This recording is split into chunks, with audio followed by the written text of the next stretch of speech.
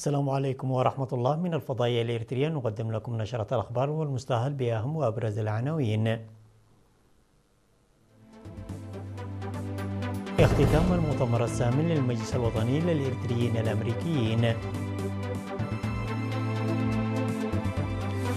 فرع وزارة التعليم في إقليم القاشبرغ يكرم المعلمات المتميزات. توجه الدفعة الثانية من طلاب الإقليم الأوسط إلى ساوا.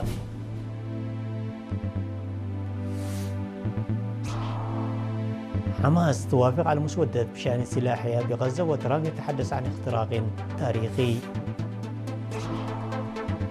الصين وتايلاند تجريان تدريبات جوية مشتركة في أغسطس.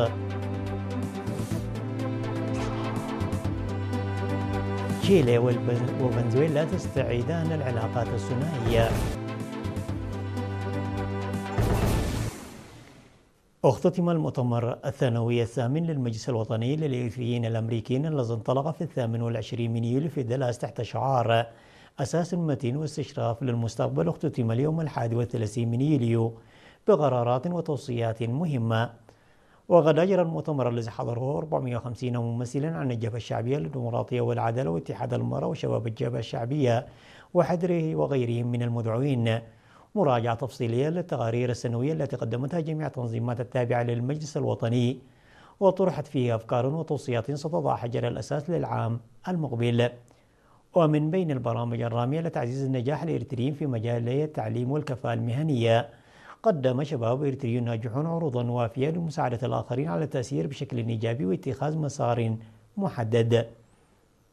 وقدم الدكتور صقاي مدين مسؤول فرع أبحاث التراث الأثري في مفوضية الثقافة والرياضة الإريترية عبر تقنية الفيديو شرحا وافيا مدعوما بأدلة بحثية يبين أن إريتريا بلد عريق. ومن جانبه تحدث صديق إريتريا الباحث الصومالي السفير علي فاقي عن دور إريتريا في ضمان السلام والتنمية في منطقة القرن الإفريقي فضلا عن كرامة الشعب الإريتري وقيادته، وقال أن تجربة إريتريا في بناء الدولة والوحدة الوطنية تعد مثالا حيا للمنطقة بأسرها وللقارة الإفريقية. وبعد نقاش موسع ومعمق حول الخطط المستقبلية، صاغ المشاركون خطط عمل لتعزيز تنظيماتهم وضمان مشاركة جماهيرية واسعة في برامج التنمية والتصدي. وحث السيد برهاني قبريوت مسؤول الشؤون التنفيذية في السفارة الإريترية لدى الولايات المتحدة المؤتمر على العمل بجدية لضمان المشاركة الفاعلة للمهنيين الإريتريين في تنفيذ البرامج والمقترحات التي طرحها المؤتمر ليتم تنفيذها في الوقت المناسب وبالوتيرة التي تقضيها المرحلة. ودعا السيد يوسف سايق مسؤول الشؤون التنظيمية بالجبهة الشعبية المنظمات العاملة تحت مظلة المجلس الوطني للإريتريين الأمريكيين إلى فتح باب الحوار الموسع والتشارك للمواطنين وتقوية الجاليات بما يساهم في زيادة الخدمات المجتمعية. وأخيرا قدمت جوائز تشجيعية للتنظيمات التي تميزت في مختلف الأنشطة. نظم فرع وزارة التعليم في إقليم القشبركة حفل تكريم لعدد من المعلمات التي تراوحت فترة خدمة ما بين 10 إلى 32 عاما في مختلف مناطق الإقليم. جاء ذلك خلال احتفالية أقيمت في 30 من يوليو بمدرسة غونيا الداخلية، حيث أوضح مسؤول فرع التعليم بالإقليم الأستاذ ياسين محمد أن الهدف من هذه المبادرة هو تحفيز المعلمات العاملات في مختلف المراحل الدراسية وخلق تأثير إيجابي ليلهم بقية الكوادر التدريسية. من جانبها أشارت الدكتورة حليمة محمد إلى أن وزارة التعليم كانت قد تبنت في وقت سابق برامج تستهدف تشجيع الطالبات ورفع نسبة مشاركتهن في التعليم، لا سيما في أقاليم عنسبة والقشبركة وشمال وجنوب البحر الأحمر، وهي جهود أثمرت عن نتائج إيجابية ملموسة. مضيفا أن المبادرة الحالية لفرع التعليم بإقليم القشبركة تحمل المعلمات المكرمات مسؤولية مضاعفة، داعية إلى توسيع نطاق المعايير المعتمدة لتشمل شريحة أكبر في المستقبل. وفي كلمة له خلال المناسبة، أشاد حاكم إقليم القشبركة السفير محمود علي حروي بهذه الخطوة، مؤكدا أن تكريم النماذج المتميزة يرفع من روح العطاء ويخلق منافسة شريفة ومثمرة، داعيا لمضاعفة الجهود ونقل القيم التربوية والتعليمية إلى الأجيال القادمة. تجدر الإشارة إلى وجود 7412 معلم ومعلمة في الإقليم، تشكل للإناث نسبة 41% منهم. توجهت اليوم الجمعة 31 من يوليو الدفعة الثانية من طلاب الصف الحادي عشر في الإقليم الأوسط إلى ساوا للانضمام إلى الدورة 39 للخدمة الوطنية والالتحاق بمدرسة ورساي كالو للعام الدراسي 2026-2027. وتأتي هذه الدفعة التي تضم طلاب من 9 مدارس ثانوية استكمالا للدفعة الأولى التي قادرت في 27 من يوليو وتضمنت طلاب من 13 مدرسة. في تصريحات لوكالة الأنباء الإرترية إيرانا، أشار عدد من المعلمين إلى أن الطلاب أجروا استعدادات شاملة على مدار العام، حريصين إياهم على التركيز لتحقيق أهدافهم في المهمة التعليمية والوطنية. من جانبه، أوضح مسؤول المراقبة والمخالفات في شرطة الإقليم الأوسط السيد إسحاق يعقوب أنه تم إجراء عمليات تفقد ودقيقة تبدأ من شحن الأمتعة، مشيرا إلى أن أعضاء شرطة المرور في إقليمي عنسوا والقاش بركة سيرافقون الحافلات حتى وصولها إلى ساوا. بدوره أفاد مدير التشغيل بشركة حارات للنقل السيد أبراهام تسفى قرقيش بأنه تم فحص جميع الحافلات المخصصة لنقل الطلاب للتأكد من جاهزيتها الفنية، مع إرسال فنيين وحافلات إضافية لمرافقة الرحلة للتعامل مع أي طارئ قد يحدث في الطريق. وفقا لبيانات فرع وزارة التعليم بالإقليم الأوسط، بلغ إجمالي عدد الطلاب المغادرين إلى ساوا على دفعتين من مدارس الإقليم الثانوية 8548 طالب وطالبة، من بينهم 4803 من الإناث. يذكر أن طلاب المرحلة الثانوية من أقاليم شمال وجنوب البحر الأحمر والجنوبي والقاش بركة وعنسبة كانوا قد توجهوا إلى ساوا في وقت سابق. ألقيت محاضرات في 17 إدارة ضاحية بمديرية منحيلي بهدف توسيع برامج الزراعة الإنتاجية المصغرة. وقال السيد مانيل قبر برهان خبير تطوير المحاصيل إن عدد محدود فقط من المزارعين طبقوا البرنامج في العام الماضي، مضيفا أنه بعد رصد النتائج عقدت محاضرات للمزارعين لتطبيقه في جميع إدارات الضواحي. وأضاف السيد مانيل أنه في الخريف هذا العام قام 250 مزارعا تحت إشراف خبراء زراعيين بزراعة القمح والذرة الشامية والذرة والفول السوداني في مساحة 1000 متر مربع لكل منهم. وأخيرا، حث المزارعين على الاستفادة من المشورة المهنية التي يقدمها لهم الخبراء لتطبيق نظام الزراعة الإنتاجية المربحة باعتبارها استراتيجية لزيادة الدخل. قدم أعضاء فرع الجمعية الوطنية لمعاقي الحرب في مدينة كوتنبرغ بالسويد دعما ماليا تجاوز 300 ألف نغفة لصالح أعضاء الجمعية الوطنية لمعاقي الحرب. وخلال مراسيم التسليم التي أقيمت في 30 من يوليو، أوضح النائب مسؤول الفرع السيد سامسوم يماني أن الدعم ورعاية المناضلين الذين قدموا أجسادهم فداء للوطن والشعب هو مسؤولية وطنية، مشيرا إلى أن المشاركة في هذه المبادرات تمنحهم راحة ضمير واعتزازا وطنيا.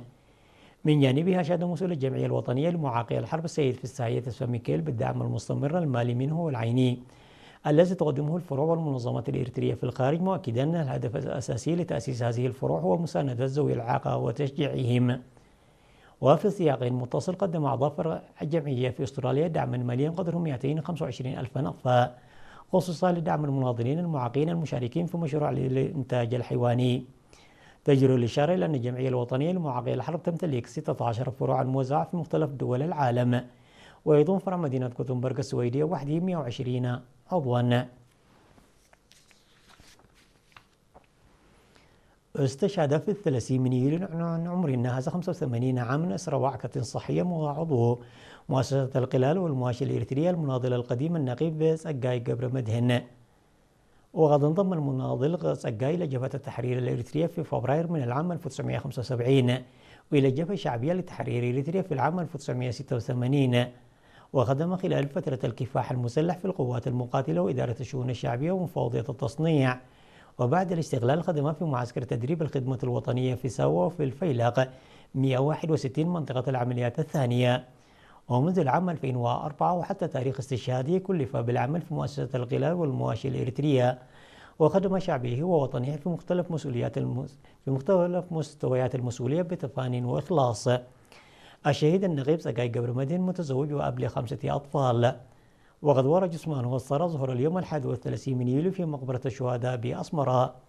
وتعرب مؤسسة القلال والمواشي الإريترية عن حزنها العميق لاستشهاد المناضل القديم النقيب سقاي قبر مدين، وتقدم عن خالص تعازيها لعائلته ورفقائه وزملائه. الأخبار العالمية بعد فاصل قصير.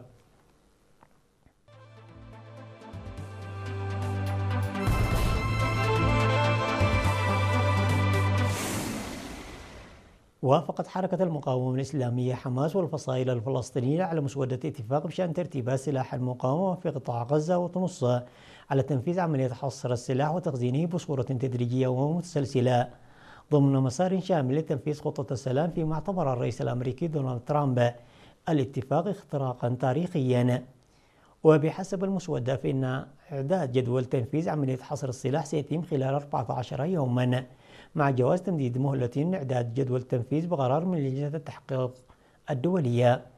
وفي تعليقه على المسودة قال الرئيس الأمريكي دونالد ترامب أن مجلس السلام توصل إلى اتفاق تاريخي يقضي بنزع السلاح بالكامل من حركة حماس وجميع الجماعات المسلحة الأخرى في غزة، معتبرا أن ذلك يعد إنجازا هائلا نحو تحقيق السلام والأمن الدائمين.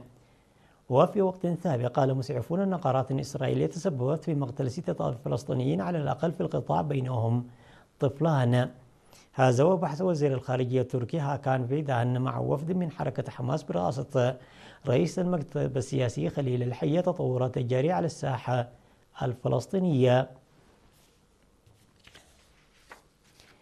أعلن متحدث باسم وزارة الدفاع الوطنية الصينية أن الصين وتايلاند ستجريان تدريبات مشتركة للقوات الجوية تحت اسم فالكون ستريك 2026 في تايلاند خلال شهر أغسطس. وقال المتحدث باسم الوزارة بأن الصين سترسل أنواع متعددة من الطائرات والوحدات للمشاركة في التدريبات، بما في ذلك قوات الدفاع الجوي الأرضية. وأضاف أن جانبان سينفذان تدريبات على الدفاع الجوي والمساعدات الإنسانية والإغاثة في حالات الكوارث. وقال أن هذه الفعالية التدريبية هي التاسعة من نوعها بين القوات الجوية للبلدين، وتهدف إلى مواصلة تعميق الصداقة التقليدية والتعاون العملي بين الصين وتايلاند. أعلنت تشيلي استعادة العلاقات الدبلوماسية مع فنزويلا المقطوعة منذ العام 2024 بدءا بفتح الخدمات القنصلية. وفي يوليو 2024 أمرت حكومة فنزويلا السابقة بمغادرة الطواقم الدبلوماسية تشيلي، و6 دول أخرى كانت قد طالبت بمراجعة شاملة لنتائج الانتخابات التي أعلنت فوز مادورو رغم احتجاجات المعارضة. وقال الرئيس التشيلي خوسيه أنطون من القصر الرئاسي التوصل إلى اتفاق يتيح التقدم خطوة بخطوة نحو تطبيع العلاقات، اعتبارا من اليوم تدخل تشيلي وفنزويلا مرحلة جديدة. وأشار إلى أن هذا الاتفاق سيتيح إحراز تقدم في معالجة التحديات الهائلة التي نواجهها كدولتين في القارة نفسها، وهي تحديات تتعلق بالأمن والهجرة والتنمية الاقتصادية. حققت المكسيك إنجازا جديدا بدخولها موسوعة جينيس للأرقام القياسية بعد إعداد أكبر كمية من الشطائر في العالم خلال فعالية جماهيرية شارك فيها مئات الطهاة والمتطوعين. وجرى إعداد آلاف الشطائر في وقت قياسي باستخدام كميات ضخمة من الخبز ومختلف أنواع الحشوات، وسط حضور جماهيري كبير وإشراف ممثلين عن موسوعة جينيس، الذين أكدوا استيفاء جميع المعايير المطلوبة لتسجيل الرقم القياسي العالمي. وأوضح المنظمون أن الهدف من المبادرة كان الاحتفاء بالمطبخ المكسيكي وتعزيز روح التعاون المجتمعي، إلى جانب الترويج للفعاليات الثقافية والغذائية في البلاد. عناوين النشرة مرة أخرى: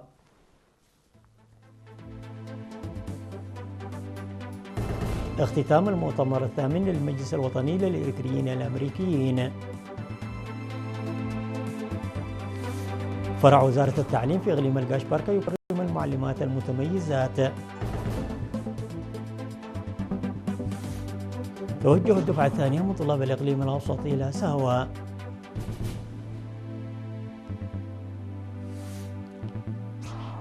حماس توافق على مسودة بشأن سلاحها بغزة، وترامب يتحدث عن اختراق تاريخي. الصين وتايلاند تجريان تدريبات جوية مشتركة في أغسطس.